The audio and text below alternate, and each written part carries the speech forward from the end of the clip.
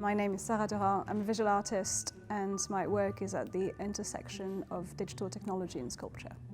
I chose to come to the UK because I think I needed to be out of my comfort zone. I really love this place. It's probably my favourite studio I've ever had because it's very raw and rough somehow. It's very industrial and I've always enjoyed working in industrial spaces. It took me a while to decide if I wanted to become an archaeologist or an artist. I just felt really frustrated by not being allowed to touch things. I think that's why I decided, okay, I need to make my own stuff.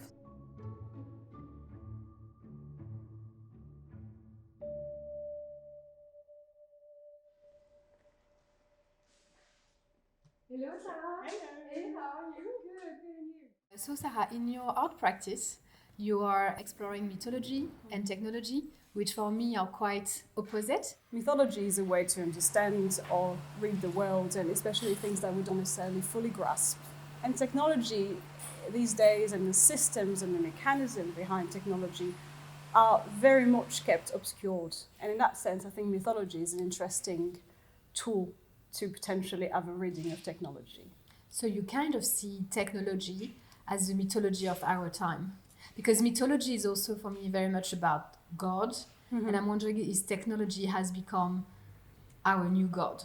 Well, there's definitely a correlation in the language of people developing such technology in Silicon Valley. There's definitely a religious sort of lexicon in terms of language. But I guess, we put in mythology the things that we want to fully grasp, and somehow we do the same thing with technology. If you think about tech these days and the way data is mined or the way artificial intelligence systems are built, there's a huge black box here. We're not aware of the mechanisms and the systems. We're lacking of literacy, I guess. There's a lot that we need to still comprehend, and mythology had this role in the past in trying to give a reading. So we're talking about automation and life, automation and art. Do you think the evolution of artificial intelligence means that we are losing control as a society? And if we go further, does it mean that you are losing control as an artist? I don't think I'm losing control as an artist. I think this is the way I perceived and I always approached art before I became an artist, is that it's just a way.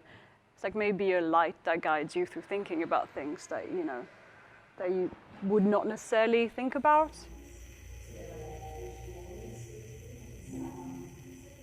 The show She Who Loves Silence tries to explore automation and artificial intelligence and their impact of such technology on the brain architecture, language, and the social fabric, and the way we connect to each other.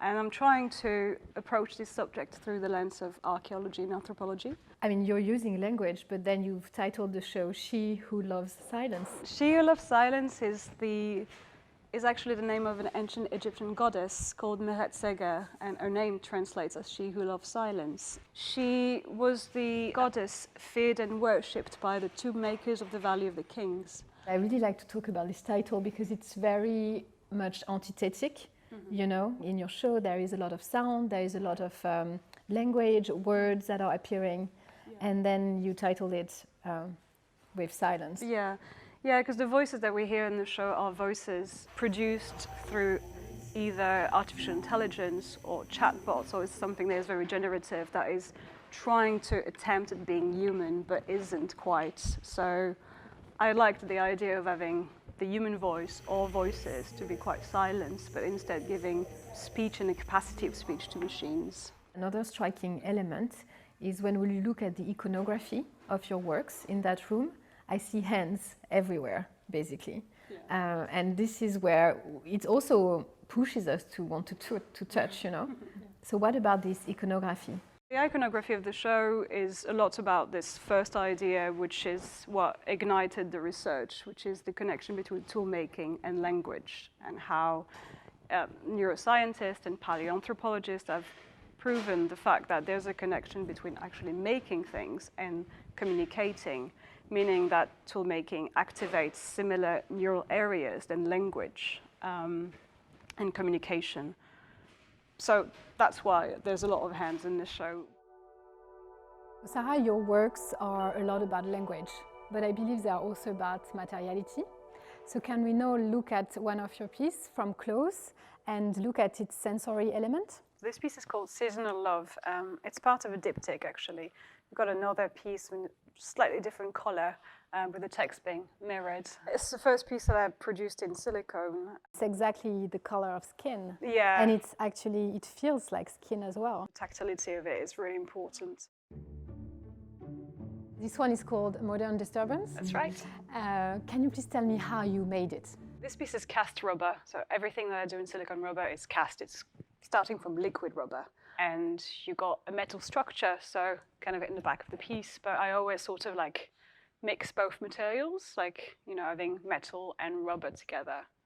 And how did it change the making process from going to small pieces to larger pieces? Oh, wow. This piece took about a year to make, just to solve all those problems, because the technique that I'm using is pretty much something that I've developed myself.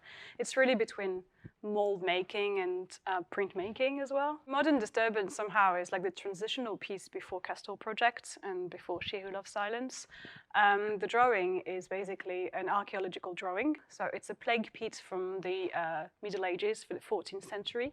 And Modern Disturbance is actually part of the actual drawing made by the archaeologists. But out of context, when I saw this image, I was very like, you know, fascinated by it, because the bodies somehow look like they're floating. There's something like ghosty about it. Yeah, they're very ghosty, right?